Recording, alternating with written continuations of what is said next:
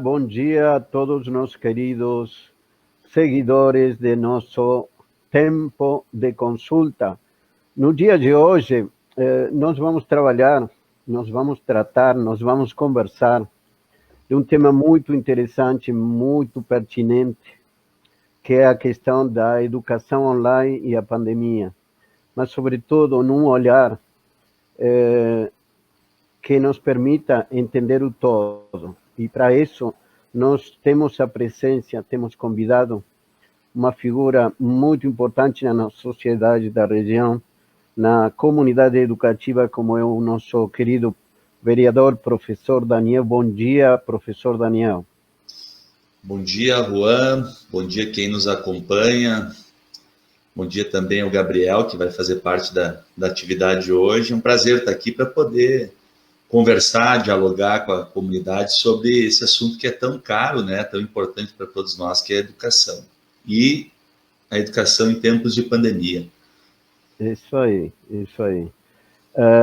Dizer também que nós teremos aqui a presença já ao ar de Gabriel Brintop. Bom dia e seja bem-vindo, Gabriel. Tudo bem? Bom dia, tudo bom? Bom dia, professor Daniel. Bom dia, professor Juan. Prazer falar com vocês. Igualmente. Bom, para aqueles que não conhecem o Gabriel é uma representação magnífica do que é hoje os estudantes. E Gabriel tem se manifestado publicamente em relação a como está se dando essa experiência nova, que é esse, entre aspas, novo normal, com relação à educação e às aulas online de forma pertinente, de forma concreta. Antes de começar o tema, eu quero dizer que temos, junto com o professor Juan, jornalista de 1982, temos um outro jornalista que é mais novo, que é o nosso amigo e nosso colega, o nosso querido Lucas Brito. Eu acho que o Lucas Brito está entrando também ao ar. Bom dia, Lucas Brito. Tudo bem? Bom dia, professores. Bom dia ao nosso Gabriel também, Brintop. Isso. É uma alegria tê-lo, Lucas Brito. Lucas Brito, para quem não conhece, ele tem uma trajetória muito importante. E das últimas passagens aqui na região, ele fez parte da comunicação do município, da prefeitura aqui de Gramado. É uma honra trabalhar com você, um ser humano especial, com muito compromisso espiritual e com compromisso com a comunidade. Portanto, seja bem-vindo aos nossos trabalhos também. E vamos a nossos trabalhos então. Professor Daniel, o mundo mudou, professor Daniel.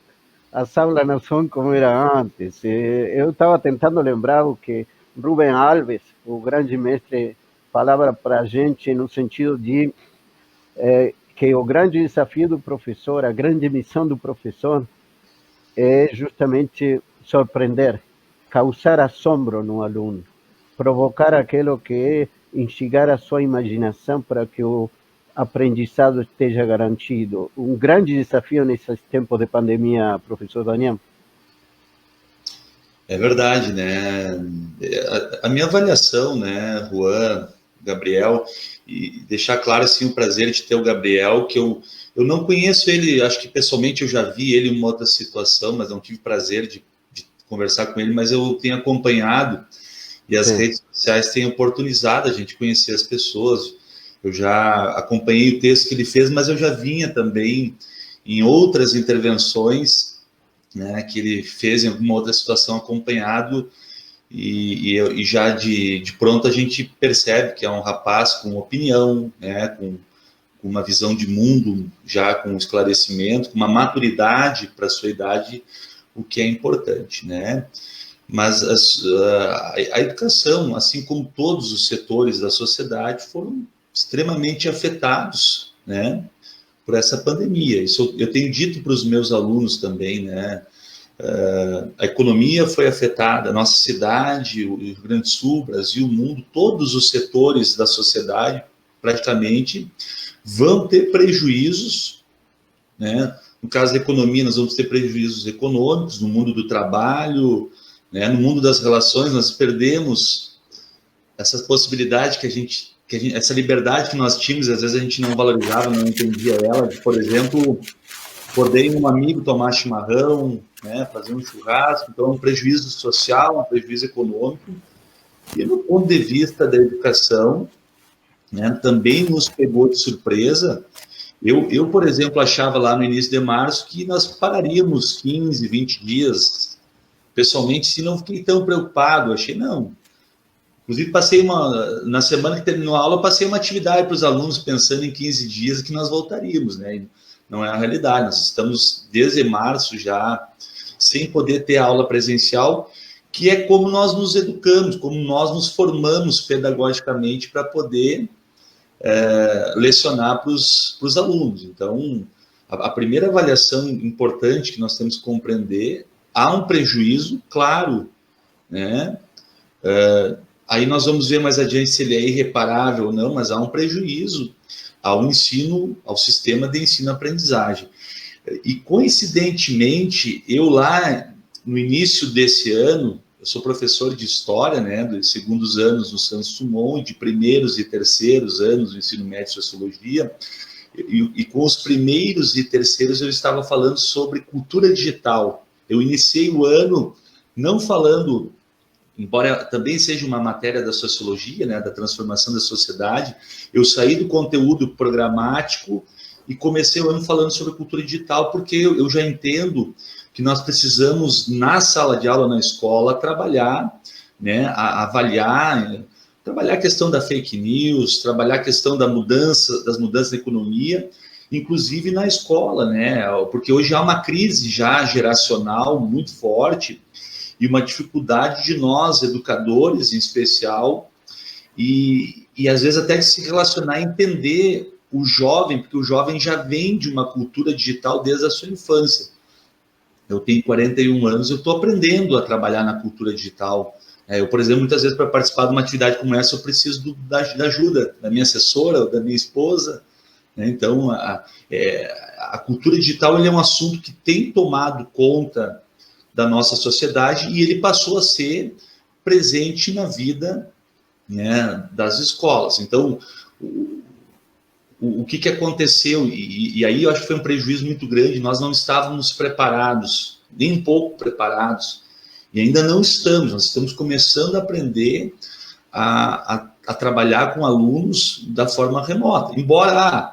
mas já existia a educação à distância. Sim, mas na educação à distância há um sistema, há um tutor, ele é semipresencial, né? Tu tem um acompanhamento permanente de um profissional nas aulas. Então, os primeiros meses, por exemplo, na escola onde eu trabalho, foram muito difíceis, porque, né, nós não estávamos preparados. Então, professores mandavam atividades pelo WhatsApp, outros pelo Facebook, outros já acessaram, então, o Classroom, que agora o Estado passou a acessar. Então, foi muito difícil, tem sido muito difícil, né?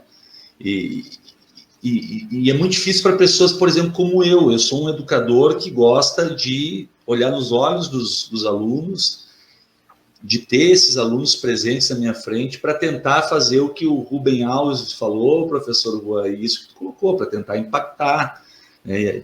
E a minha forma de tentar impactar os alunos e trazer a mensagem, trazer uma reflexão, são em situações do cotidiano, né? Eu acredito muito nisso, que a escola, a educação, o conteúdo, ele é um instrumento para tu trazer um conteúdo oculto, né, para trabalhar questões importantes, como do racismo, que é uma situação que vai acontecer na escola, que vai te dar a oportunidade de falar do racismo, falar sobre a solidariedade, né, falar sobre a sociedade. Então, são situações do cotidiano da sala de aula que te permitem fazer isso. Nós perdemos isso, né, e eu, pessoalmente, demorei muito a me adaptar. Agora, por exemplo, na rede estadual, nós temos o Google Class, onde todos os professores estão mandando as atividades para essa plataforma. E eu passei a fazer, há um mês atrás, videoaulas, como nós estamos fazendo agora. Mas, obviamente, não tem a presença de todos os alunos, porque muitos alunos, e pode acontecer com nós, né? Eu estou com uma internet boa aqui, mas na minha casa eu tive que mudar a minha internet. Minha internet, na minha casa, a que eu tinha, não me possibilitava fazer uma videoconferência como essa. Né? Então, existem mudanças, né, que aconteceram de muitas formas, e nem todo mundo está... nem todo mundo consegue tecnologicamente participar das atividades, e me parece que para alguns até têm facilidade, mas muitos jovens, muitos alunos precisam dessa atenção pessoal. Então, tem sido um desafio tremendo, né? Eu entendo assim, nós vamos ter um prejuízo, sim, que nós vamos ter que recuperar. Eu acho que quando voltar a aula presencial, nós vamos provavelmente emendar, né? Volta em setembro, outubro, que é uma expectativa que eu tenho de volta, né? Pelo que eu tenho acompanhado Brasil afora e no mundo, nós vamos até o final de 2021, né? Porque a aula presencial ela é importante, né? Eu acho que nós temos que aprender nesse período de pandemia a usar mais a cultura digital, usar mais esse modelo, né? Se organizar com essas questões tecnológicas, mas eu tenho uma avaliação assim que a aula presencial ela é insubstituível, ela tem mais qualidade, tu sente melhor o aluno. Numa aula individual, eu vou ver se o Juan está bem, se o Gabriel está bem, se né, tu consegue perceber se aquele aluno está muito disperso ou não. Então, são desafios que nós temos para construir, mas eu também, né, para finalizar nesse momento, eu também compreendo que nós crescemos, nós conseguimos aprender. Eu, pessoalmente, cresci, tenho aprendido sobre tecnologia, e nós estamos tentando, né, e eu entendo que o objetivo dessas aulas remotas, elas não vão ter o mesmo aprendizado, mas é para que possa ainda se manter um contato da escola com o aluno, né, uma relação aluno-professor, escola-aluno com sociedade, para que ele possa intelectualmente estar produzindo algo, mas eu também tenho convicção que não com a mesma qualidade como é numa sala de aula, né? Eu tenho essa avaliação, nós não conseguimos prestar a mesma atividade com a mesma qualidade, né? Isso é muito difícil de fazer, e nós não estamos conseguindo, né, nesse modelo remoto, trazer com a mesma qualidade o que a gente consegue numa sala presencial, né, no modelo que a gente conhece e utiliza há séculos, né?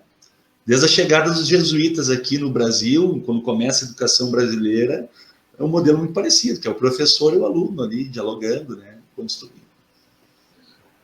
Eu queria passar para o Gabriel. O Gabriel tem dito que essas aulas online não têm tido efeito algum, sim, e que realmente, pelo que dá para entender, não se teve uma resposta à altura das expectativas. Conta como é isso, Gabriel. Então, um prazer, professor Daniel. Obrigado pelas palavras que dirigiste a mim. A questão do texto ali, eu já vinha lendo algumas reportagens já sobre o assunto. E a nossa realidade também entre alunos aqui da cidade, principalmente o que eu falo no texto ali é na questão do país também, né?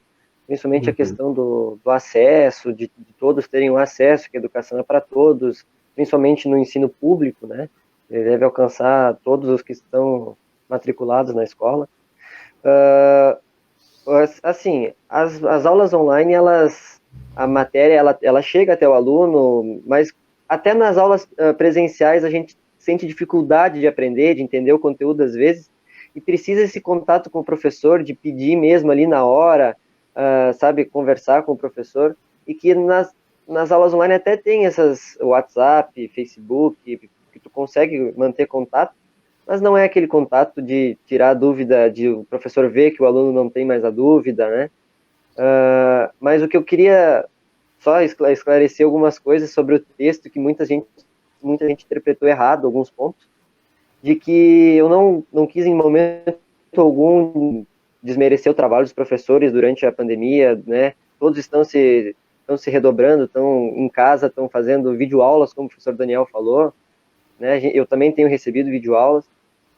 A questão não existe culpado para o que está acontecendo, né? Acho que todos têm que trabalhar para procurar uma solução, só que o que preocupa, né, como o professor Daniel falou, de recuperar essa aula depois, é que esteja autorizado com que essas aulas online, o EAD, seja equivalente à aula presencial, né? Então, a questão que eu, pelo menos, penso é que não é passar do primeiro para o segundo ano, do segundo para o terceiro, não é questão de ter um ano a mais ou um ano a menos, é sim a questão do aprendizado. Se a gente for ver hoje nos adolescentes, né, os jovens com vida acadêmica e tudo, a gente está na metade da nossa vida de estudos, praticamente, né, dependendo do curso que vai fazer. E um ano assim, como está sendo, um aprendizado que está sendo, ele vai ser muito prejudicial, não ano que vem, no outro, assim, daqui uns 5, 6 anos, quando a gente vai perceber que foi um ano que, sabe, teve muita dificuldade, a gente passou de ano, a gente foi para o terceiro ano, as notas foram boas, mas o aprendizado não é o correspondente, né? Eu acredito que até tem alguns estados aqui no Brasil que não estão fazendo avaliação dos alunos, né? Eles estão mandando trabalhos, estão recebendo os trabalhos dos professores, mas não está sendo avaliado esses trabalhos com nota, a nota não está sendo dada agora. Aqui no Rio Grande do Sul o governo autorizou, mas quando voltar às aulas presenciais, eu acredito que tem que ter um olhar diferenciado, porque essas notas que estão saindo desses trabalhos, elas não correspondem ao aprendizado dos alunos, né? Porque se não entende, procura ali na internet, achou a resposta, até às vezes olha alguma outra aula, pesquisa alguma outra coisa, mas mesmo assim é difícil. Então a nota ela não vai corresponder, é o que eu vejo nesse sentido, né? Mas eu acredito sim que os professores, muitos estão se dedicando, estão fazendo o possível, né? Eles não estão preparados, eu acredito que ser professor realmente é um dom, lidar com várias pessoas, vários alunos, explicar uma matéria, tem que ter o dom, mas esse dom deles foi feito para ensinar na sala de aula, né? Ter o contato ali com os alunos, mas todos estão fazendo o possível e, como eu disse antes, não existe culpados por o que está acontecendo e todos temos que trabalhar para encontrar uma solução que possa atender a todo mundo. Existe uma questão, Gabriel, que é a questão de adolescentes têm seus próprios códigos, tem sua forma, sua maneira de agir, e se todo mundo tem saudade dos abraços, do contato, como vocês mantêm essa cumplicidade entre vocês na hora de estudar online?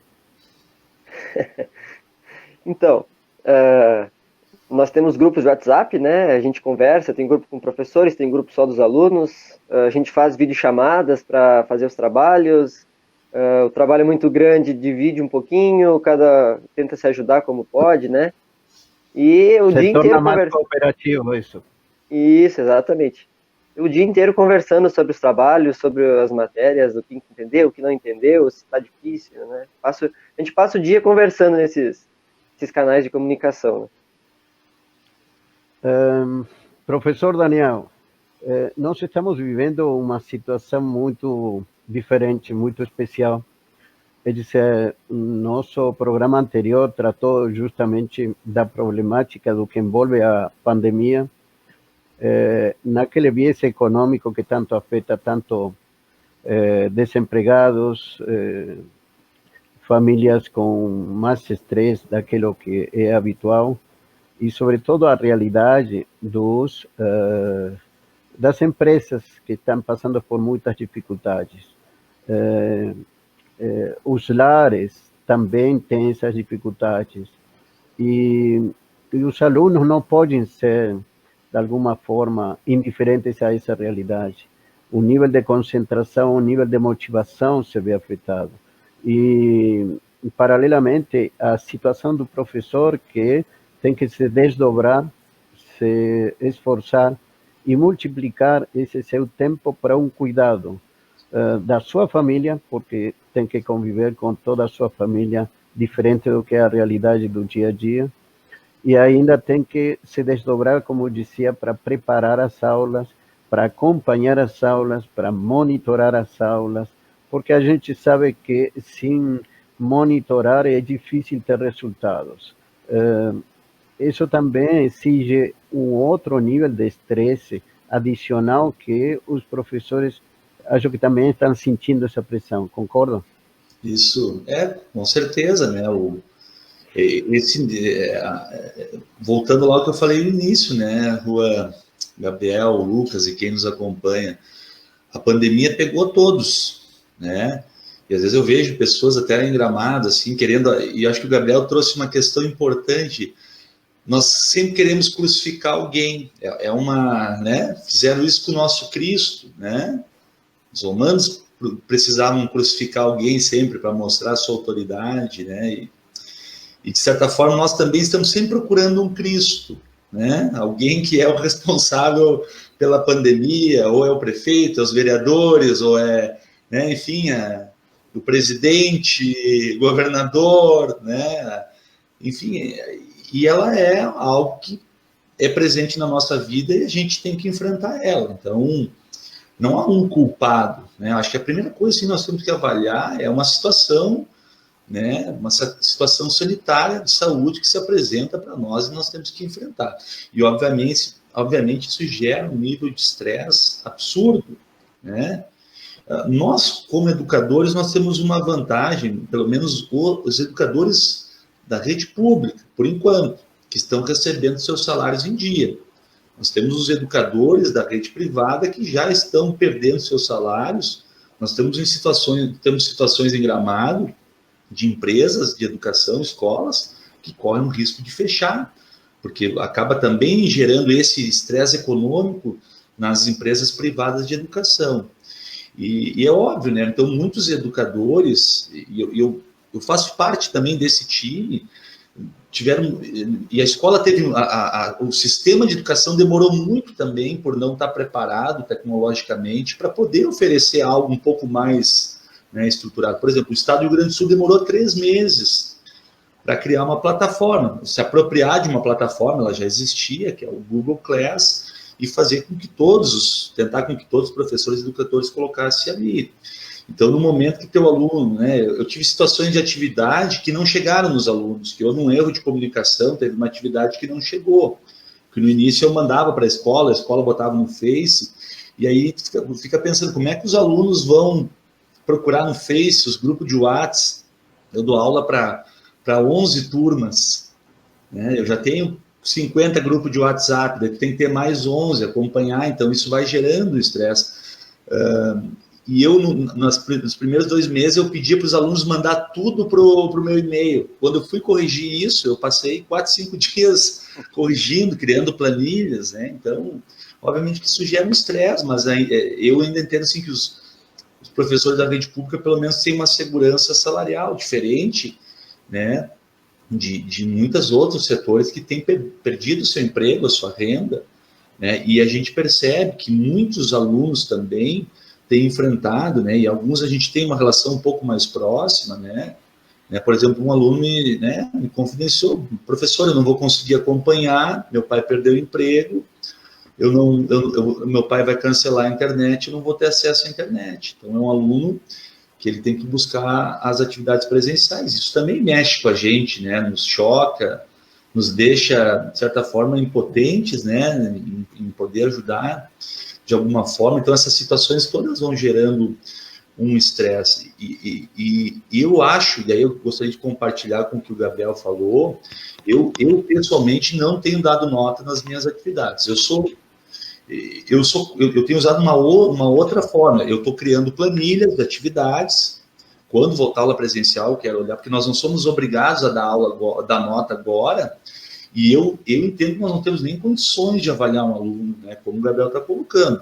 Eu estou dando um exemplo. Eu não tenho dado muitos trabalhos, assim, eu tenho, por exemplo, em sociologia, eu peço para os alunos pesquisar conceitos, pedir para eles pesquisar alguns conceitos. Amanhã, às 10 horas, eu vou reunir 4 terceiros anos. Isso é o bom, né? Eu estava fazendo turma por turma, mas como os terceiros anos eu dou sociologia, eu estou trabalhando o mesmo assunto, amanhã eu vou reunir 4 turmas. Também é o momento deles interagir entre eles, e eu pedi para eles pesquisar alguns conceitos do assunto que nós estamos abordando, e amanhã, durante 40 minutos, eu vou trabalhar esses conceitos.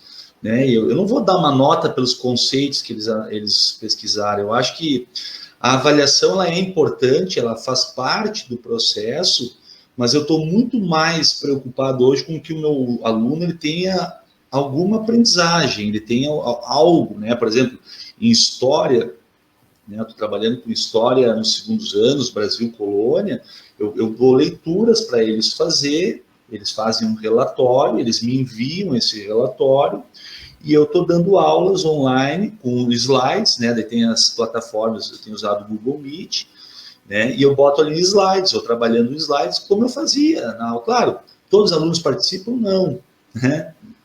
Alguns não conseguem, uns não acordam, né? Uns também não participavam já nessa aula presencial, isso é outra coisa que também é uma característica de cada um, mas é a forma que a gente tem conseguido. Então, é importante que a gente também...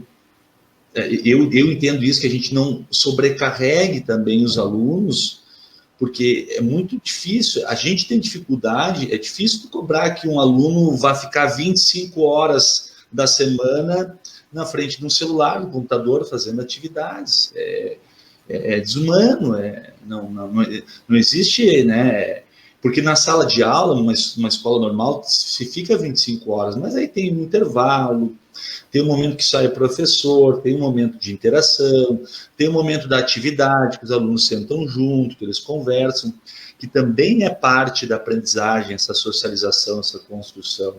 Mas, assim, óbvio, o nível de estresse aumentou, tem aumentado, e também eu aprendi a me estruturar melhor. Hoje eu uso, então, essa plataforma que é o Google Class, está tudo centralizado ali, eu só uso o WhatsApp para combinar com os jovens, né, com os alunos, quando a gente vai fazer as nossas atividades. Professor Daniel.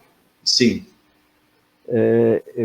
Vou interromper um segundo. Tem perguntas chegando aqui e eu gostaria que a gente acelere, porque nossos tempos hoje não são como antes. Temos alguma limitação. Tem 2 perguntas, 2 colocações. Uma do Júlio, que tem colocado uma questão. Ele diz: você pertence a um partido que tem defendido justamente a luta contra a desigualdade social, e a melhor referência para lutar contra essa desigualdade é a educação. Esse desafio está sendo encarado como? Pelo seu partido, pela linha política que você representa do governo. A segunda é a Maria. A Maria disse assim: no nosso lar temos gente estudando, temos pouca internet, a internet ela é de qualidade que é aquela que podemos pagar, e temos gente estudando pela internet para tentar se reinserir, se incorporar no mercado laboral. Temos os guris tentando estudar via online, e é uma luta. Aliás, eu quero aproveitar esse gancho para comentar, porque temos o Lucas Brito, que ainda que ele já é formado, ele está fazendo o seu pós-grau também, à distância, Lucas Brito, certo? Que também é um desafio quando a nossa internet pós-tempestade também às vezes nos dá uma rasteira, certo? E aí depois de ter o depoimento, vamos com a resposta. Lucas, é isso mesmo? Eu iniciei aí até, professor Daniel, aí eu iniciei uma pós-graduação que tem vínculo aí com a Universidade Aberta do Brasil, Polo de Gramado, Vera Green, que é pela Universidade Estadual aqui com o Polo de São Francisco. E como a temática é educação e cultura, então a gente está aí também nessa... Além de estudar um pouco sobre educação, a gente está vivendo esse período da educação em meio a essa pandemia e seria presencial, né? Essa modalidade seria presencial. A universidade fez um levantamento com os alunos e está sendo feito de forma remota. Só que a ideia é que a gente consiga voltar, só que esse ano, né, provavelmente temos que nos adaptar, mas não deixa de ter um lado positivo, né? A gente está no conforto dos nossos lares, interagindo, claro, às vezes ficando um pouquinho refém da conexão, né? Que nós temos aulas terças e quartas-feiras. A aula de terça-feira, a professora teve algum problema de conexão lá e cortava bastante, né? Mas não significa que a gente não aproveita, né? Porque usa aquele aplicativo do Moodle, acaba fazendo leituras, né? E, enfim, mas isso já numa pós-graduação, né? Acredito que a dificuldade para alunos, né, de nível fundamental e médio seja um pouquinho mais complicado pela autonomia, né? Que depois que tu já é graduado, tu tem uma forma de estudar, né? E quem está dando os primeiros passos, né, que é o caso, eu não sei qual série que está o Gabriel, mas o Gabriel também já tem uma cabeça boa, pelo visto, até pelo que ele já comentou, né? Tem alguns que são um pouco autodidatas, né?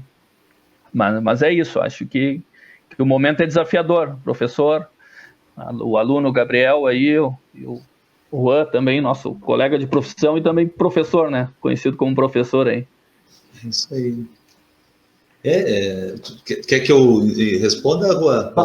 Isso, vamos e depois vamos com o Gabriel. Isso aí. Então, tentar ser um pouco mais objetivo.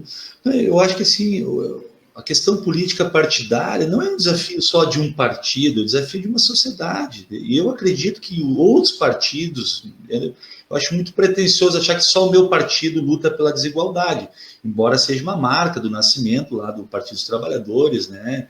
E é uma marca, é uma bandeira que nós temos de lutar por quem precisa, né? Mas essa é uma luta de toda a sociedade, porque são questões tecnológicas que estão envolvidas, né? São questões que atingiram a todos os setores da sociedade. Então, nós compreendemos, por isso que eu tenho essa visão, por isso que eu estava falando da avaliação. Eu não vou avaliar os meus alunos agora, porque eu acho que não vou estar sendo justo com eles. E que o mais importante agora não é a avaliação, é manter uma relação ensino-aprendizagem, nem que seja mínima, para quando voltar a aula presencial, eu acredito que nós vamos voltar ainda esse ano, né? Eu acredito que a gente volte ali em setembro, outubro, aí sim, isso vai nos possibilitar, né? Vai nos dar essa possibilidade, a possibilidade de a gente poder fazer as avaliações, dar continuidade, né? E eu entendo que a Maria coloca, e esse é o desafio, muitos alunos não estão conseguindo acompanhar. Não, a tecnologia, a internet de qualidade não tem acesso a todos. Eu, por exemplo, tive possibilidade de botar uma internet melhor, meu rendimento me possibilitou, mas a Maria confidenciou aqui, né, que não, né, que ela não pode, que ela não tem como, né, porque as pessoas estão perdendo a renda. Então, a gente tem cobrado do Estado, né, aí acho que vai cobrando de todos os partidos, né, acho que é muito difícil partidarizar a situação de que o Estado, por exemplo, ofereça, e eles anunciaram que ofereceriam internet gratuita para quem precisasse, mas ainda me parece que não chegou. E tem uma outra coisa, não chegou ainda, né, Gabriel? Não, ainda não. Então, assim, as coisas estão demorando demais, demora 4, 5 meses para chegar algo que deveria ter chegado logo. Então, tem isso, nós temos um ensino dos pequenos, educação infantil, nós temos a alfabetização, o que o Lucas colocou é importante, eles não têm maturidade, eles não têm autonomia para olhar um vídeo e se alfabetizar. E às vezes alguns pais conseguem fazer esse acompanhamento, tem uma formação que permite isso, mas muitas vezes a maioria dos pais estão numa correria, eles não têm uma formação que permite a eles fazer a alfabetização dos seus filhos e acompanhar cognitivamente o que os professores estão mandando para os seus filhos.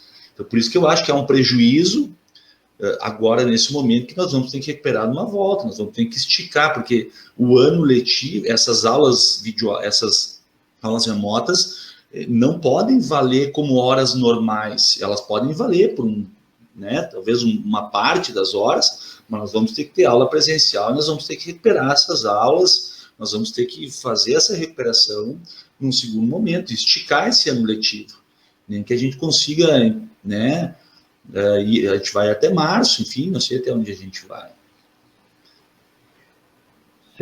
eu queria passar uma pergunta para justamente o Gabriel. Essa pergunta vem da Mariana para o Gabriel. Gabriel, nós como jovens estamos acostumados a tutoriais da internet. E muitas vezes aprendemos melhor dos tutoriais da internet do que das próprias aulas online. Tu concorda? Está perguntando a Mariana. Então, esses tutoriais que ela fala provavelmente são outros videoaulas, outros sites de educação, né? Depende do aluno. Cada aluno tem o seu jeito de aprender, né? Até o governo agora lançou para os alunos do terceiro ano do ensino médio uma outra plataforma para ser usada com atividades. Eu, sinceramente, não sei se isso já entrou. Mas, assim, eu acredito que o contato com o professor ali, mesmo que seja online, ele tem que permanecer, né? A gente tem que ter um contato, mesmo que seja com o professor. Vai de cada aluno a questão de procurar outro site, se aprende melhor ou não. Dependendo da matéria, também vai de cada aluno. Eu particularmente, prefiro o contato, a aula do professor, que é o meu professor, né? Eu prefiro assim. Eu sei, professor Daniel, que você está com um tempo curto, sim? Eu agradeço especialmente esse tempo.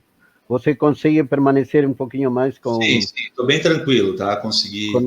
Com nosso programa, sim. Sim. Então, essa colocação da Mariana, que é pertinente, de alguma forma ecoa em nossa inquietude, professor Daniel, sim? Porque todos os professores, de alguma forma, fomos preparados para lidar com uma situação. E hoje, essa situação que estamos vivendo tomou por surpresa a todos. Todas as profissões e todos os atores da vida social. Mas o grande desafio para a educação é que se espera as expectativas e o que se espera da educação, geralmente, tem uma cobrança urgente. Não é para amanhã, é para ontem.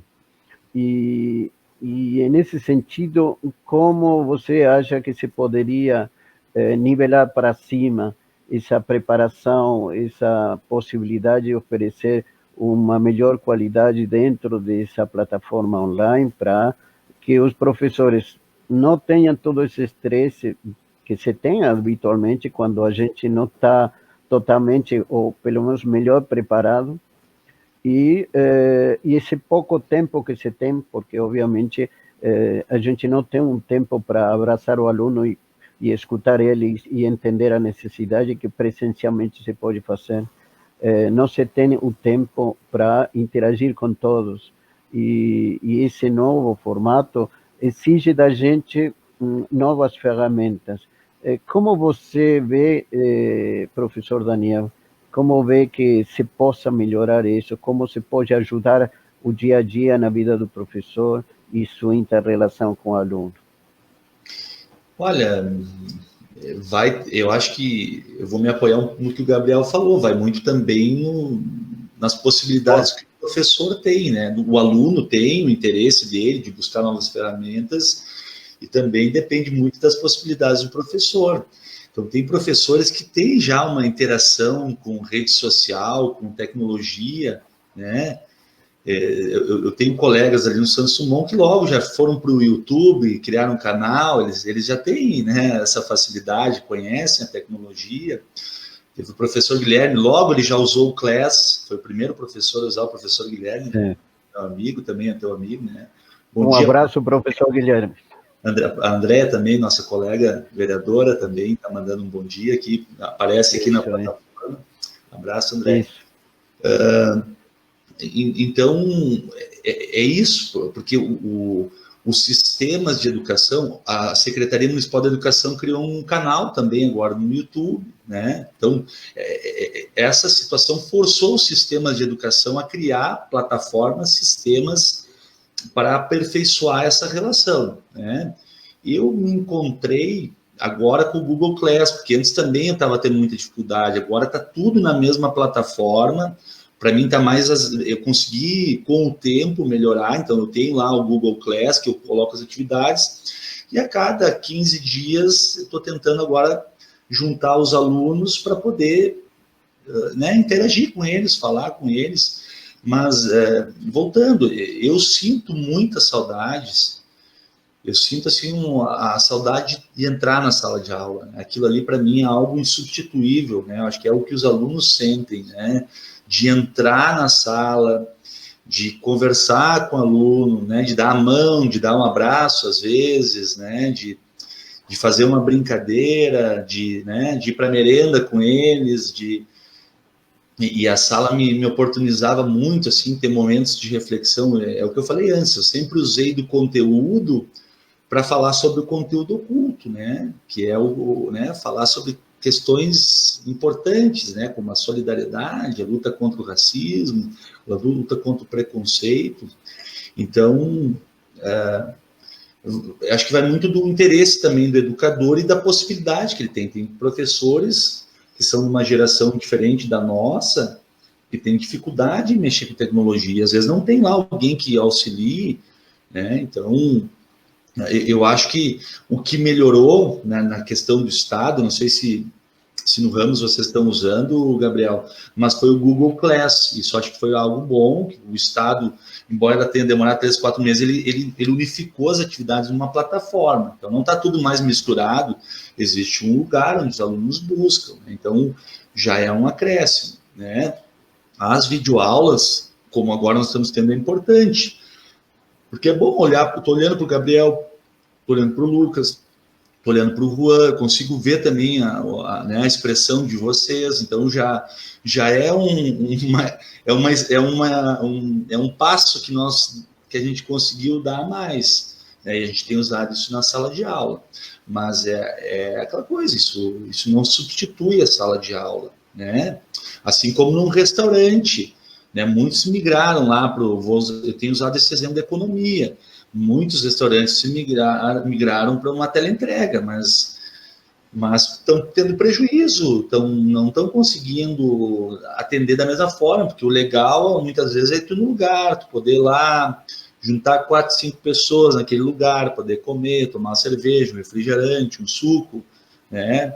Então, como não existe essa possibilidade, eles estão oferecendo a teleentrega. Então, na educação, é claro, uma comparação meio superficial, né, meio chulesca que eu estou fazendo, mas, de certa forma, o que a gente tem oferecido, e eu acho que a gente tem que ser sincero com os alunos, é uma teleentrega. E só para finalizar, né, me fala agora, para poder passar para os outros, sobre o que o Gabriel falou, né, Gabriel, nós entendemos o que a tua carta, né, as pessoas de bom senso, os professores entenderam que aquilo ali não era um ataque a nós, né, que era um desabafo de um aluno, que, né, como nós estamos tendo dificuldade em chegar até vocês também têm dificuldade, né, então as pessoas de bom senso entenderam.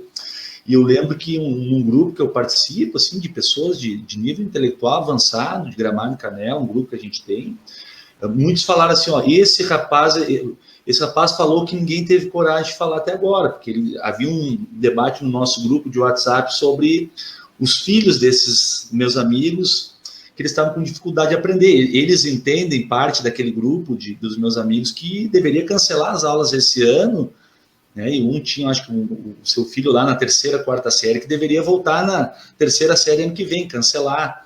Então, tu virou, inclusive, o ídolo daquele grupo. Olha, ele teve coragem de dizer, eles compartilharam o teu texto, eu tive o acesso ao teu texto ali naquele grupo. Ele teve coragem de dizer o que ninguém disse. Né? Eles usaram lá, se referiam mais a uma escola onde os seus filhos estudam. Né? Então, mas dizer isso, Gabriel, nós entendemos o que tu disse, ninguém, né? É óbvio, mas aí tu viu que é uma rede social também, né, Gabriel? A rede social, ela é um espaço onde, ao mesmo tempo que democratiza a informação, dá voz para as pessoas, eu vou me recorrer ao que diz não é o Domenico De Masi, foi o outro sociólogo italiano, agora me fugiu o nome, Umberto Eco, né? Num livro que ele fala sobre a rede social, que ele vai dizer a rede social deu voz a um bando de imbecis, né? É óbvio, ele não está dizendo, Humberto Eco, que todo mundo que usa a rede social, né, é um imbecil, mas que antes as pessoas, para ter uma opinião, para poder falar, elas tinham que ter uma formação em jornalismo, usar um espaço numa rádio, num jornal, tu tinha que ter credibilidade para se manifestar. Hoje a rede social, ela é brutal, ela agride, as pessoas se escondem atrás de um computador para agredir. Mas dizer isso também para ti, Gabriel, eu não poderia, né, deixar de dizer que nós, pessoas de bom senso, nós educadores, entendemos o teu desabafo e concordamos com ele, né? Que a gente entende que não foi uma crítica a nós, mas foi uma, né, foi uma crítica a como a coisa se apresenta e um desabafo que a gente não está tendo a mesma qualidade. Por isso que eu estou usando esse comparativo, né? De certa forma, nós estamos oferecendo uma teleentrega, né? Que, né, é importante, né? Mas ajuda, mas não é a mesma coisa que está lá, por exemplo, num restaurante, com as pessoas, confraternizando, né? Professor Daniel, ótimo, maravilhoso. Eu acho que é muito importante o que tem sido colocado. E eu gostaria de escutar o Gabriel num ponto,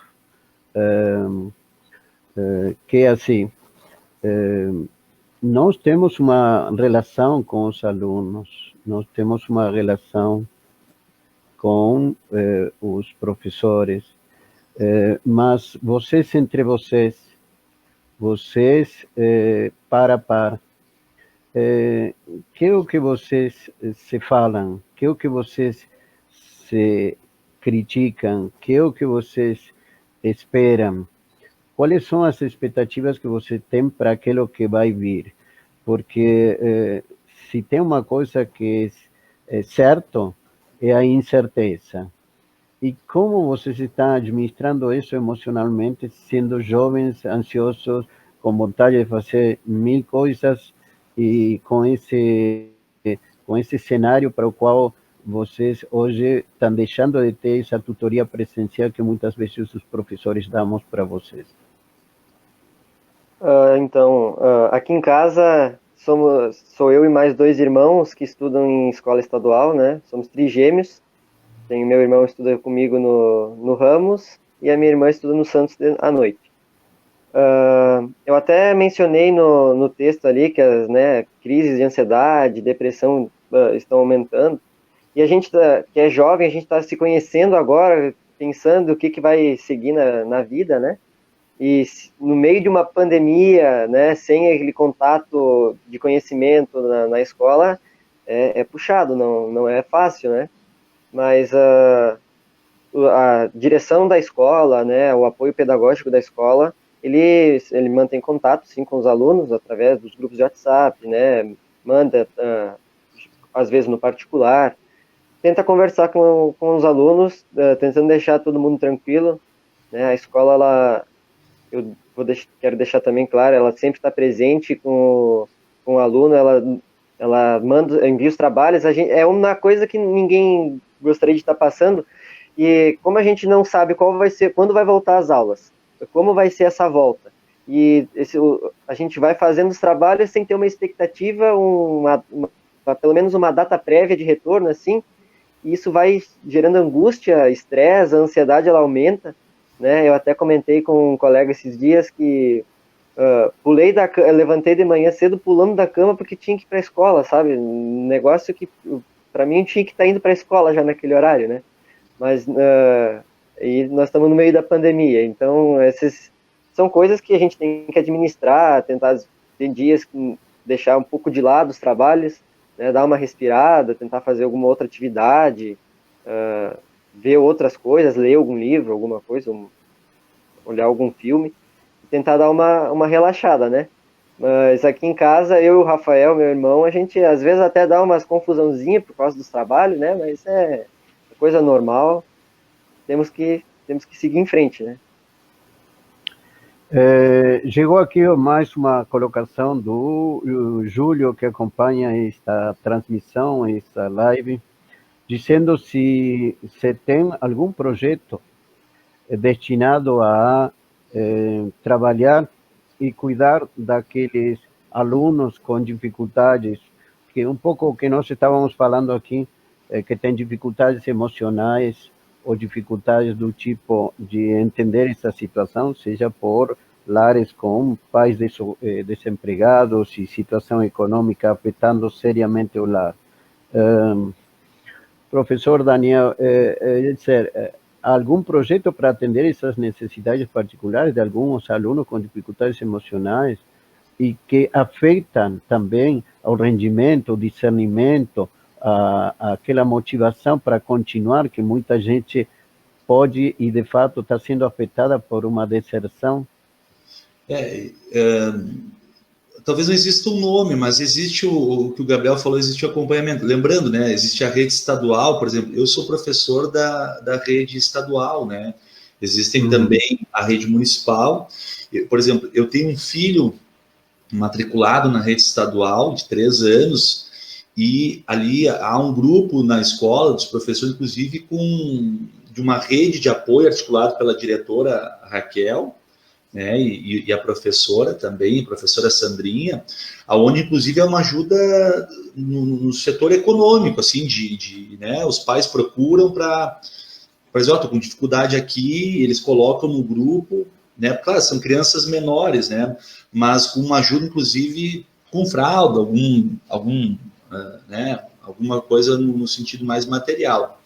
E, por exemplo, na rede estadual que eu trabalho, né, que é onde eu posso falar, nós temos essa orientação, né, de tentar identificar também os alunos que têm algum problema, algum enfrentamento, algum problema, e a gente, então, repassa para a coordenação pedagógica, e eu sei de intervenções que foram feitas, sim, pela coordenação da escola, pela direção, de alguns alunos com dificuldades, né, de aprendizagem, enfim, mas não há um projeto, assim, né, estabelecido, e penso eu que não consegue contemplar todas as necessidades do campo emocional e de dificuldade, né? Nós já temos, a pergunta que o Júlio fez, né, Júlio? Nós já temos dificuldade, às vezes, no presencial de fazer isso, né? Há também uma falta de estrutura, aí, falando em especial da rede estadual.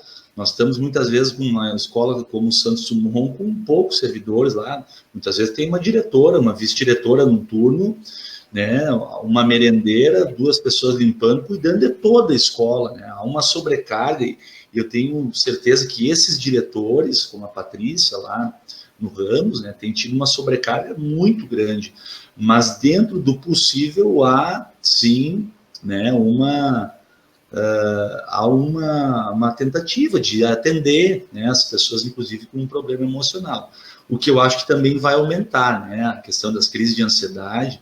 Eu passei na segunda-feira por um episódio parecido, né? Eu acho que foi uma crise de ansiedade, né? Eu fui hospitalizado, mas porque é aquela coisa na nossa cabeça, são várias coisas acontecendo, uma insegurança do que vai acontecer. Se isso atinge, né, isso atinge a todos, inclusive professores, alunos, né, pais. Temos uma colocação, professor, do Igor Barros, no sentido de que, segundo ele, e humildemente, ele acha que não haveria necessidade de estender o ano letivo. Vejo isso pelo meu filho.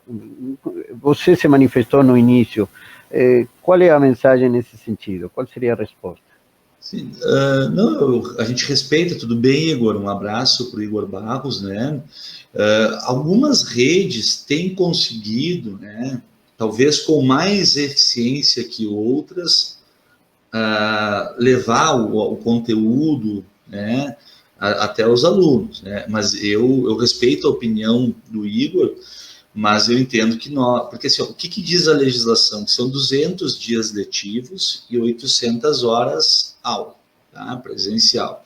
A legislação já mudou em relação a isso. Não são mais obrigados 200 dias letivos, mantém-se as 800 horas, e a discussão é como essas 800 horas estão sendo construídas, né? Então, é difícil opinar sobre se termina no final do ano ou não, mas eu entendo que os alunos vão precisar, sim, de um período de aula presencial, até para retomar o que foi trabalhado via online, para fazer avaliações, né? Eu entendo que na maioria das situações das redes, eu vou dar um exemplo, a rede municipal, e há uma legislação diferente. Por exemplo, na situação do Gabriel, que é um aluno do ensino médio, a legislação permite que parte das aulas sejam online, tá? Sejam aulas remotas. Nas séries finais do ensino fundamental, a legislação também permite aulas remotas. Mas no ensino fundamental 1, por exemplo, né, do primeiro ao quinto ano, não há uma legislação que permita aulas à distância. Então, esses alunos vão ter que cumprir as 800 horas. Então, se voltar, não vão precisar mais cumprir os 200 dias letivos, mas se voltar lá em outubro, por exemplo, é inevitável que esse ano letivo ele vá adiante, e vai acontecer, pelo menos é o que eu tenho compreendido, né? O que eu tenho, né, entendido que vai acontecer, pelo que eu tenho acompanhado, que o ano letivo, ele não termina, o ano letivo 2020 não termina em 2020, ele vai terminar em 2021 adentro, e eu tenho compreendido que vai se tentar fazer uma unificação, né? De outubro, começa a aula em setembro, outubro, ela vai, né? Eles vão dividir o ano para chegar no final de 2021 com as duas séries. Mas talvez existem situações, redes, né? Alguns sistemas têm conseguido com mais eficiência, né?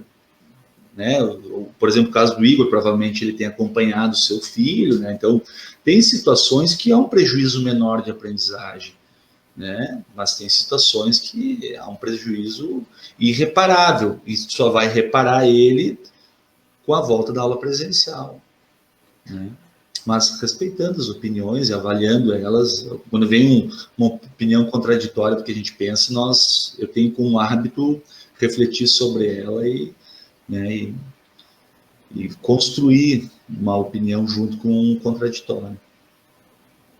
A gente sabe que as reuniões dos conselhos de pais e mestres, sim, tem sido uma ferramenta para melhorar a comunicação e a inter-relação entre alunos, professores, comunidade educativa num todo.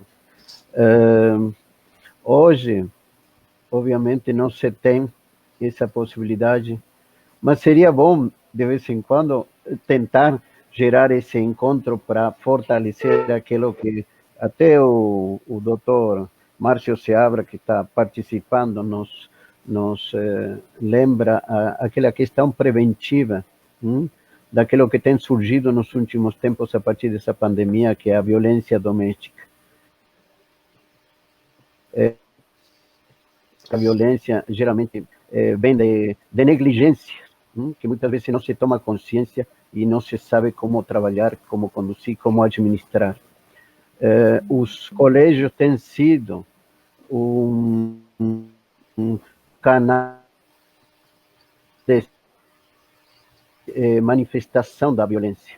Com essa não física nas escolas, nós temos probabilidades certas de que essa violência se transfira aos nossos próprios lares, porque não tem onde se descarregar.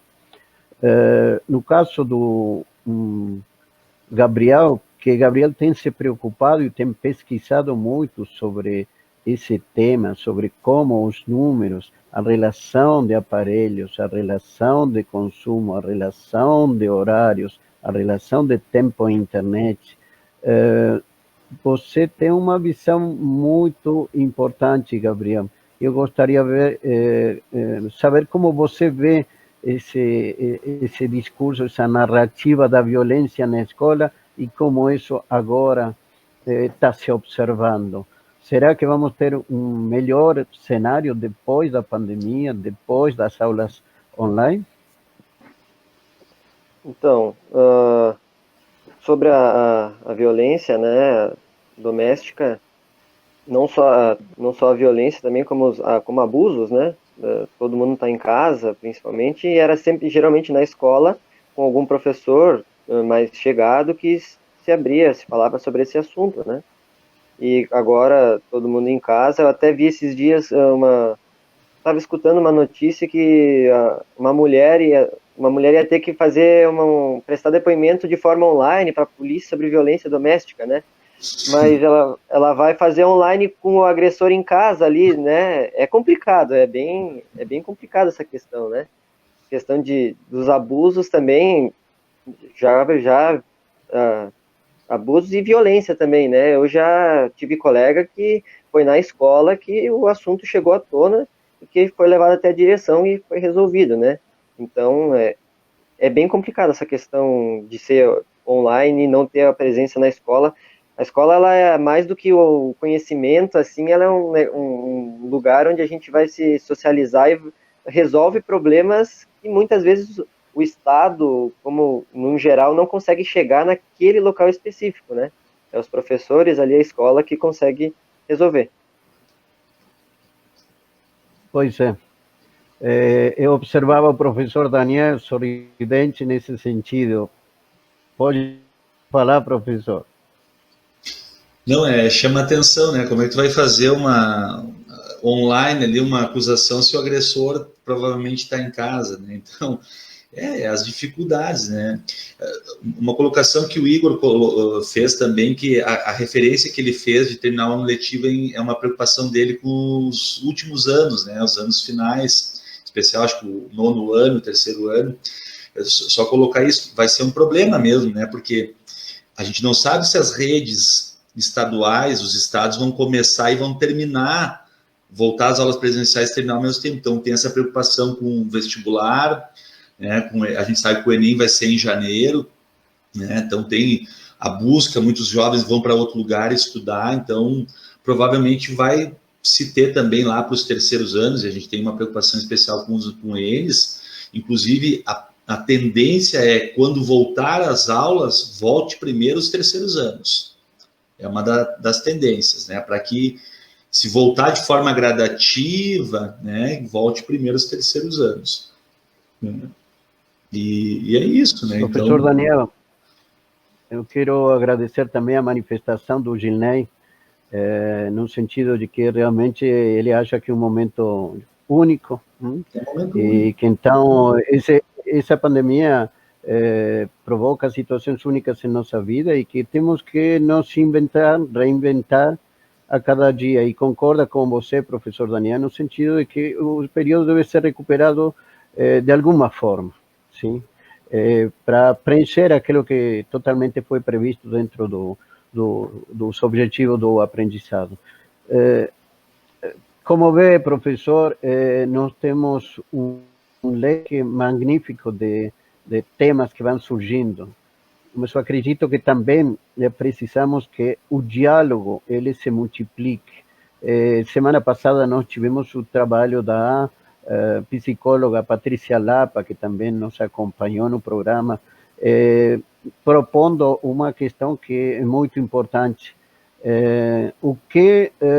Se nós tivéssemos a possibilidade de falar hoje com o governador, e se nós tivéssemos a possibilidade de ser ouvidos pelo governador e pelo prefeito, em função disso que nós estamos vivendo, que é o que nós perguntaríamos, que é o que nós daríamos a eles? Pode começar, Gabriel. Tivesse a possibilidade mesmo, né, de conversar então com o governador, na minha situação é o governador quem decide ali na escola estadual, né? Um plano, né, de como vai ser essa retomada, já foi feito um plano sobre como vai ser a questão da saúde na volta, né, os protocolos a serem cumpridos, mas se vai existir algum plano sobre como vai ser o ensino, se vai haver algum enxugamento nas matérias, das disciplinas, né, de conteúdo, se vai ser focado em conteúdos que são considerados essenciais mesmo dentro das disciplinas, né? E eu sei que é difícil para o governador, para o secretário de Educação, fazer um projeto desses, até porque não está vindo também de cima do governo federal, também não está vindo algum projeto desse sentido, né? Mas eu acho que tem que haver um cuidado também, como foi mencionado antes do partido do professor Daniel, já politizaram a pandemia, né? Não precisamos politizar a educação sobre a pandemia agora, né? É uma questão de todos, tem que trabalhar em conjunto. E o que seria bom agora seria um plano de se vai haver, se vai ser as matérias, elas vão ser dado todo o conteúdo, ou se vai haver algum enxugamento, o ponto vai ser dado de tal maneira, né? Eu acredito que esse seria um fator importante a ser trazido tanto para alunos como para professores, para que todos tenham em mente já como vai ser esse retorno quando houver. Acredito que realmente agora, principalmente aqui na cidade, está vendo um aumento dos casos, agora não seria a hora de voltar. Mas quando voltar, eu acho que deveria ter um projeto, um plano para essa retomada. No caso do prefeito, Gabriel, o que tu diria para ele? Olha, eu tenho acompanhado pouco da questão do município aqui das aulas, mas eu vejo que eles estão bem preparados, assim, né? Tem trabalhos que são enviados, voltam para a escola, os trabalhos ficam em quarentena, né? Eu recebi informação que ficam em quarentena para professores corrigirem. Mas seria esse também a minha pergunta para todos os gestores, assim, né? Eles trabalharem em conjunto, não criarem discussões paralelas sobre o assunto e focarem em como vai ser essa retomada na parte prática dos conteúdos, o que vai ser dado para os alunos, o que pode ou não deixar de ser apresentado dentro da sala de aula, ou que de repente possa ser conciliado um ensino à distância depois quando voltar na aula presencial. Alguns conteúdos podem continuar a ser dados à distância e os principais serem focados, os principais na aula presencial. Seria essa as minhas perguntas. Professor Daniel. Não, eu tenho uma preocupação especial, que eu, inclusive, como vereador, já me manifestei ao município, tive uma resposta, existe uma comissão tratando disso.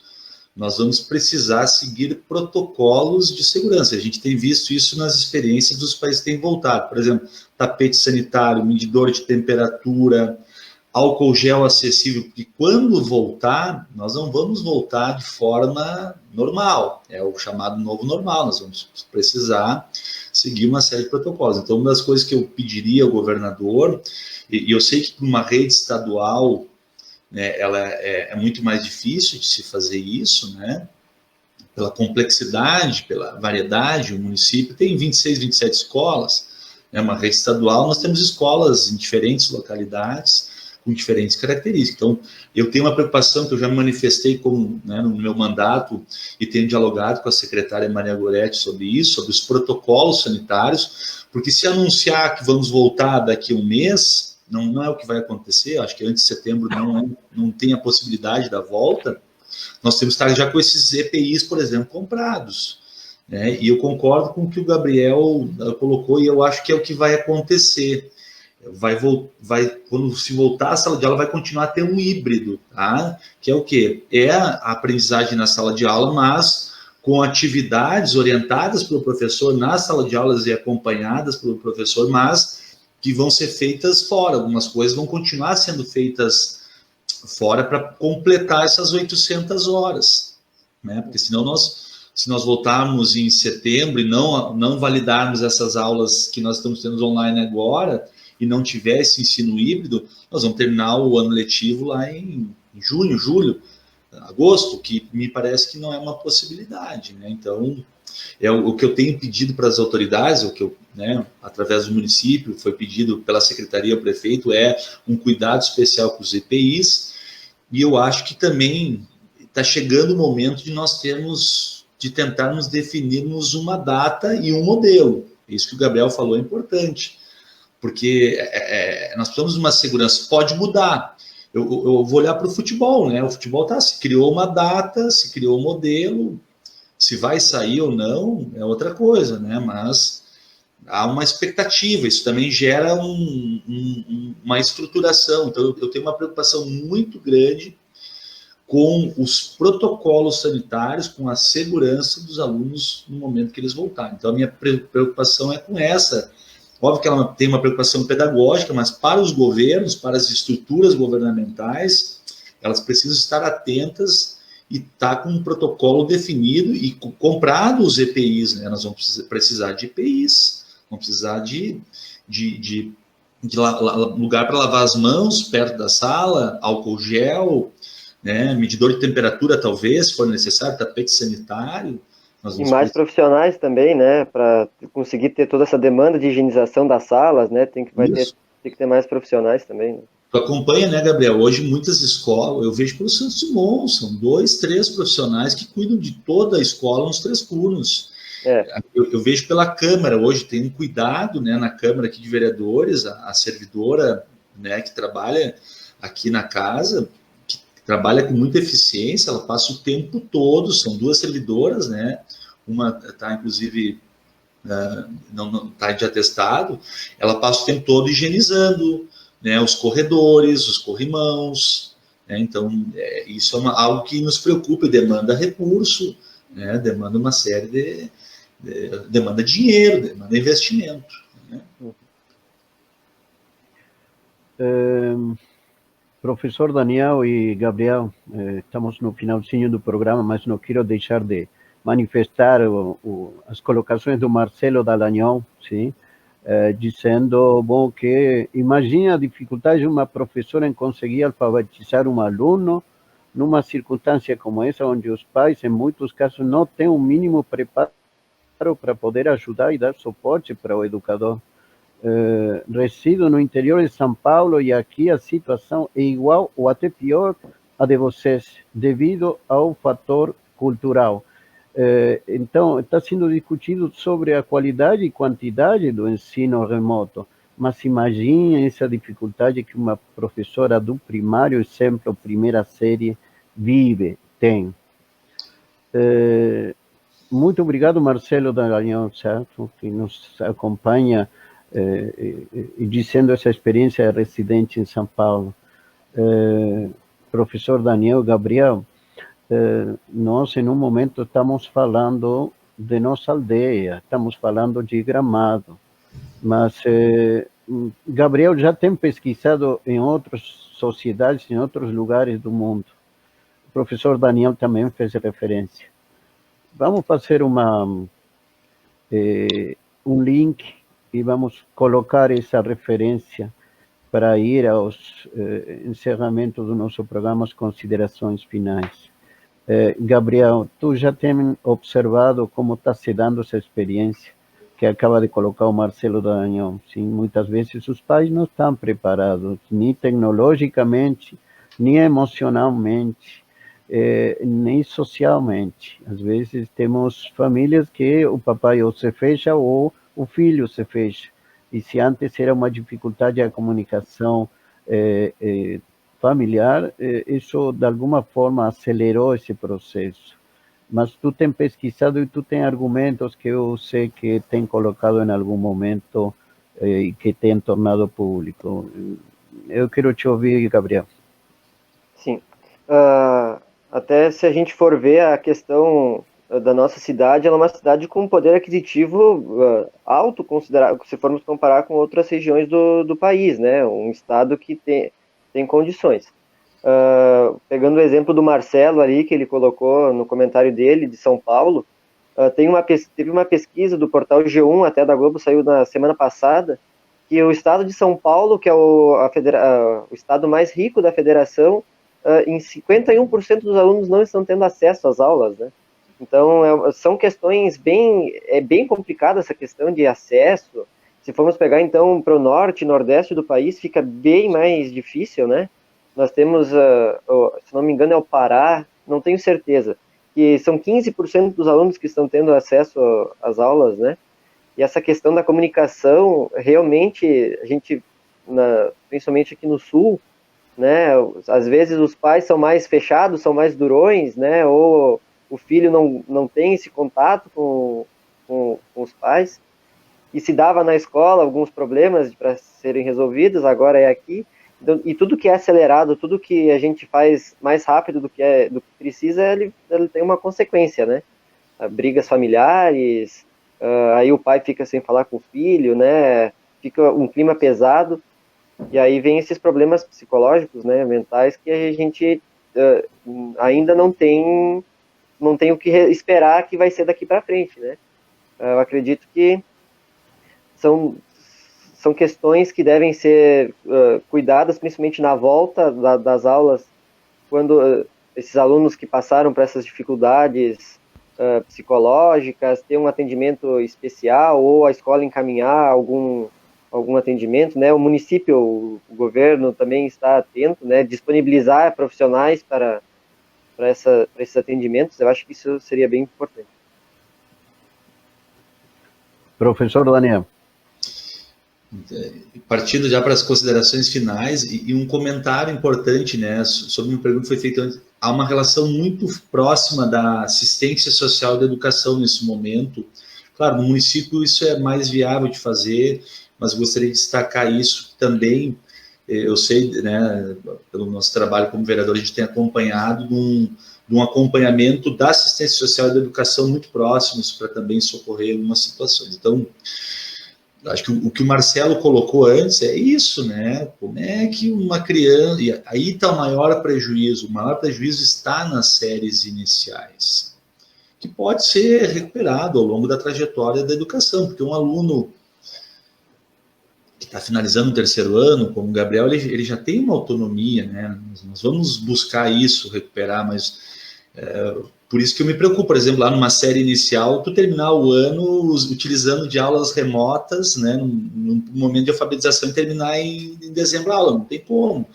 Ele precisa desse acompanhamento do profissional, né, porque nós não temos uma cultura, há uma questão de cultura que o Brito também falou antes, né, tem países que existe uma homeschool, né, os pais até determinado período prestam a educação, inclusive é um assunto que está sendo debatido nacionalmente, né? Não há uma legalização desse sistema hoje no Brasil, né?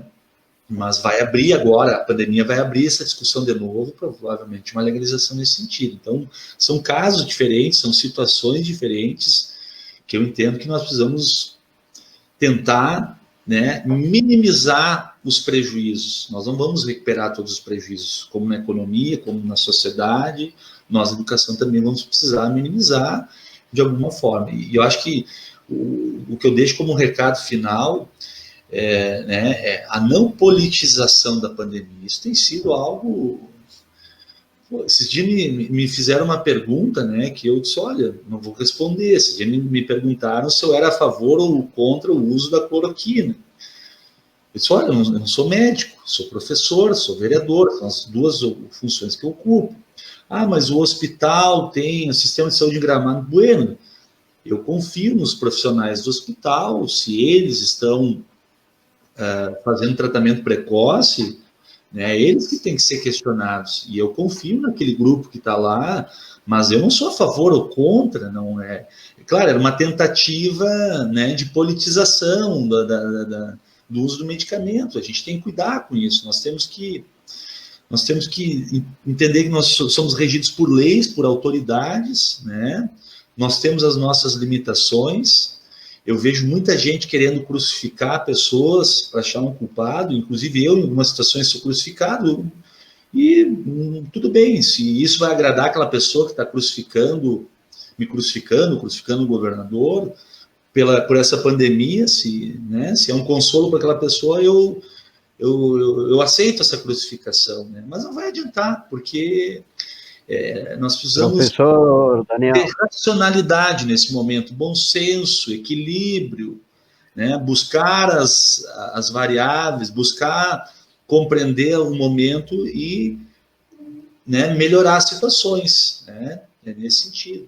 E a politização, a briga, a partidarização, ela não vai levar a lugar nenhum, só vai levar a um confronto maior, uma divisão maior, que a gente já tem vivido no país, e eu sou contra isso. Eu tenho uma posição sempre... Eu uso uma frase, né? Eu gosto de uma frase, né, que nós temos que somar, não dividir, né? A gente está na política para somar, né? E ela é importante. Então, nesse momento de crise, a divisão não ajuda ninguém. Nós precisamos somar, construir juntos e ter lucidez, ter bom senso, respirar, pensar e tomar ações que vão melhorar o coletivo. Você deve lembrar, professor, que quando a gente termina o horário de aula, e está louco por aproveitar o recreio, e o aluno fica em sala de aula e diz, puxa vida, o professor vai queimar nosso recreio, justamente nessa hora que ele falar. Sim, acontece ou não acontece? Acontece, mas nós estamos estendendo desse horário previsto, e eu acho que é uma grande satisfação. Eu queria, já que se ofereceu para ser crucificado, vamos crucificar, professor, certo?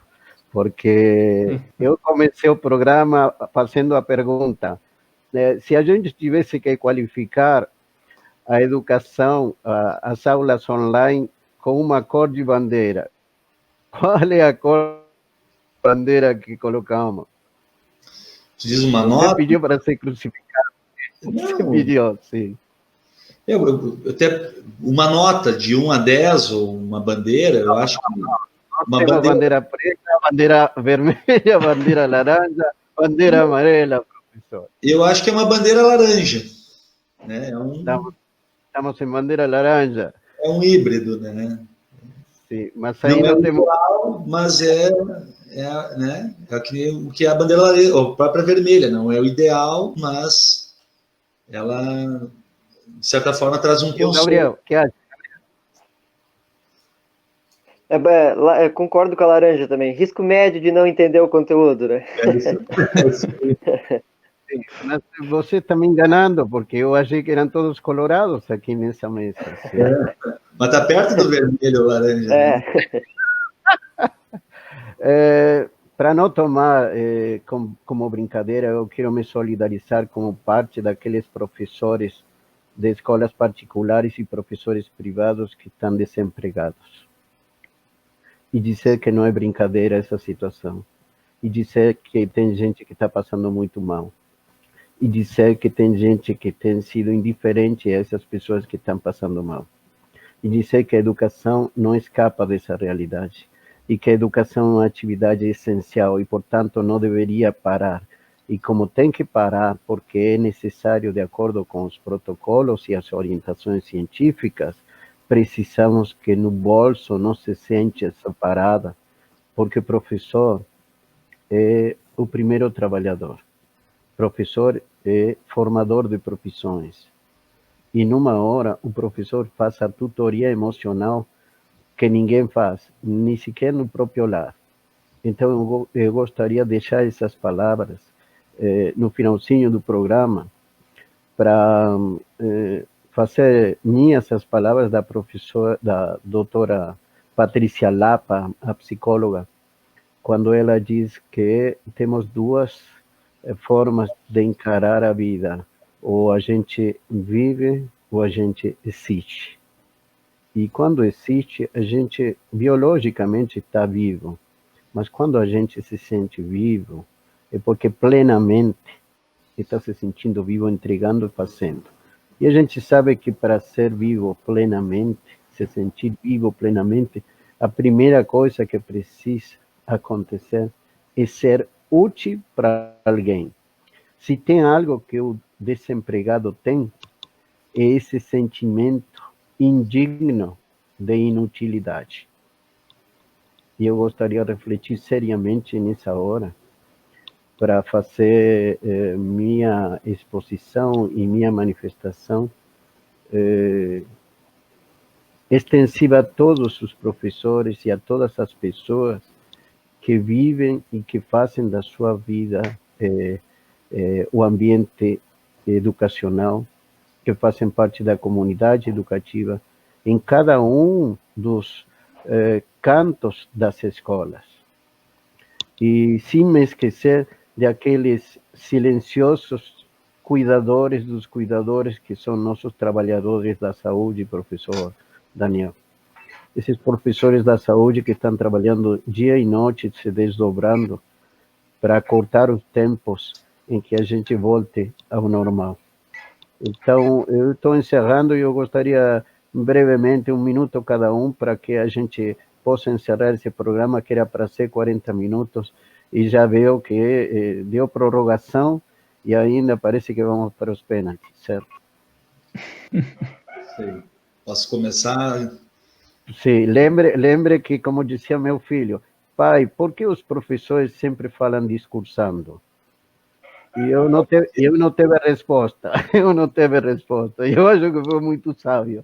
Ironicamente sábio, sim. Uma coisa que eu aprendi na minha vida de professor é que quando bate pro recreio, não se fala mais. Eu demorei para aprender isso, mas os alunos se desligam. Não, eu queria agradecer, Juan, né? Tem sido assim notório também a qualidade e a importância das atividades que tu tá proporcionando para a nossa comunidade. Agradecer então pelo programa. O Lucas Brito, que é uma pessoa que eu admiro muito, tive o prazer, inclusive, de conhecer, né, o seu Adão, né, o avô, já no final da vida ali, que também foi um lutador, uma pessoa muito digna, né, Lucas? Gosto muito do Lucas, acho que também alguém pode estar contribuindo muito, pode contribuir muito para a sociedade, um jornalismo sério, ético. Agradecer a presença do Gabriel, né, que também é uma às vezes as pessoas, a juventude está alienada, a sociedade tem uma visão muito equivocada do que é a juventude hoje, né? E o Gabriel é uma prova de que nós temos uma juventude que pensa, que se posiciona, que, né, tem se preparado para a vida, e eu deposito muita esperança nessa tua geração, Gabriel, e falo isso de coração, né? E agradecer a quem nos acompanhou, né? A gente não está aqui para...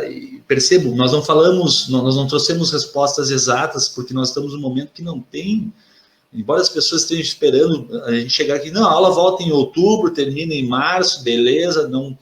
Nós estamos no momento onde nós precisamos fazer isso, dialogar, construir, né? Ter bom senso, para que a gente possa sair, né, mais fortes desse momento, e aprendendo com esse momento, que também seja um momento pedagógico o que a gente está vivendo. Bom, queria agradecer o convite, né, ao professor Juan por participar Nós que agradecemos, Gabriel.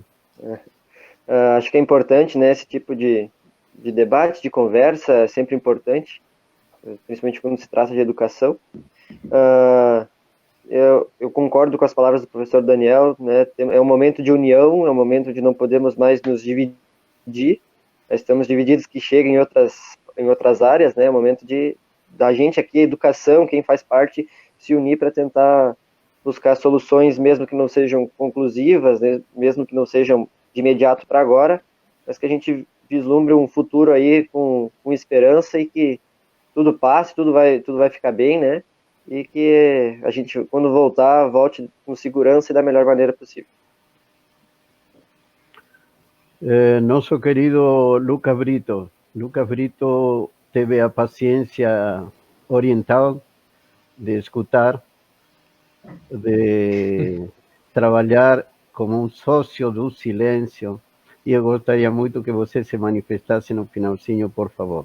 Senão vão acreditar que sou eu que estou falando e que o professor Daniel e que o Gabriel, sim. Não, mas eu gosto de escutar, observar.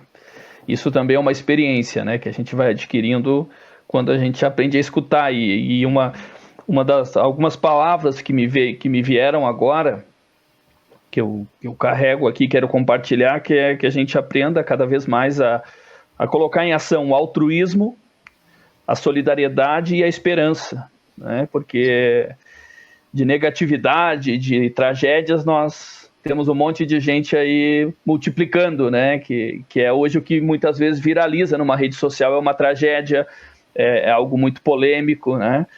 Então, e eu acho que a educação é sim o nosso mote aí para superar tudo isso, né? Seja educação de forma geral, no mais abrangente da palavra, né? E não sei se vocês concordam comigo, mas eu já tive em outros momentos, inclusive convivendo com a questão do desemprego, só que não tinha essa necessidade do isolamento social, né? Então, o isolamento social, ele dá a sensação de morte social.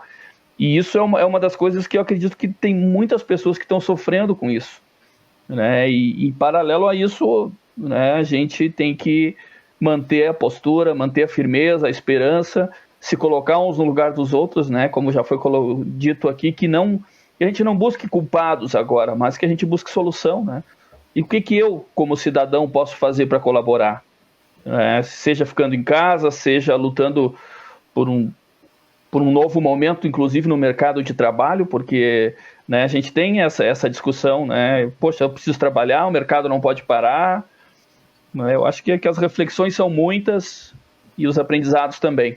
Obrigado aí a oportunidade de compartilhar com vocês e de ouvi-los, né? Que eu gosto muito de escutar também. Eu acho que isso é muito bom. Sabedoria. Escutar é sabedoria. Lucas Brito, companheiro de caminhada agora, de nosso tempo de consulta, eu tenho um minuto aí para fazer uma leitura rápida para compartilhar com nossos amigos. Estou aí. Eu queria compartilhar um breve texto de nosso grande mestre Rubem Alves no seu livro Se Eu Pudesse Viver Minha Vida Novamente. Ele diz: a vida é feita de perdas.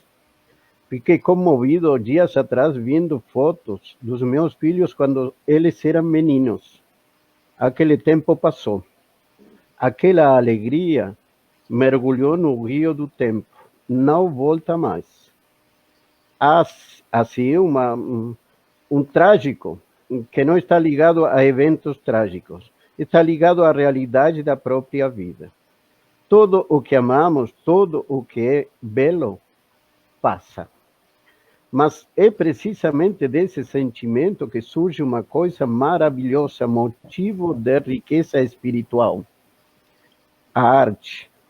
Os artistas são feiticeiros que tentam paralisar o crepúsculo, eternalizar o efímero. Todas as vezes que ouço aquela música ou leio aquele poema, o passado ressuscita. A beleza da arte nasce da tristeza. Se não houvesse tristeza, não haveria arte. Plantei árvores, tive filhos, escrevi livros, tenho muitos amigos e, sobretudo, gosto de brincar. Que mais posso desejar? Se eu pudesse viver minha vida novamente, eu a viveria como a vivi, porque eu estou feliz onde eu estou. Para isto caminhamos a vida inteira, para chegar ao lugar de onde partimos. E quando chegamos, é aí a surpresa. É como se nunca tivéssemos visto. Agora, ao final de nossas andanças, nossos olhos são outros. Olhos de velhice, de saudade. Compartilho isso dizendo uma verdade que nosso amigo e querido ser iluminado, Mahatma Karamaghashi Gandhi, dizia: nós podemos fazer de nossa vida um grande negócio ou uma obra de arte. O grande negócio é para nós. A obra de arte fica para toda a humanidade, para todos. E o nosso querido professor Daniel e o nosso grande Gabriel e nosso entranhável Lucas sabem disso. Todos somos um, e muito mais nessa hora.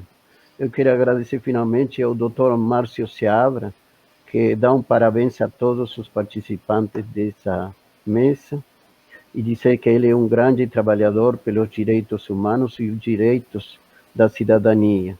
Agradecer a Cássia Edson de Bortoli também, que parabeniza a todos. Dizer que tem muita gente que seria injusto se eu não agradecesse, mas tem sido um programa lindo, um programa com amor. Nessa pandemia, nós precisamos recuperar o que dá sentido à nossa vida, que é o amor. Sim? Coloquemos amor em nosso momento, porque o sacrifício com amor é uma coisa, e a multiplicação do desamor, como falou muito bem o Gabriel. Precisamos ver aquele lado positivo nessa transição e nessa caminhada. Professor Daniel, enorme abraço. Eu sei que você estava se recuperando de um momento que não foi bom, que assustou a todos aqueles que acompanhamos seu dia a dia. Até o Gabriel foi convidado de último momento, e eu quero agradecer, ser profundamente grato, porque só vocês fizeram possível que esse programa seja o maravilhoso programa que foi.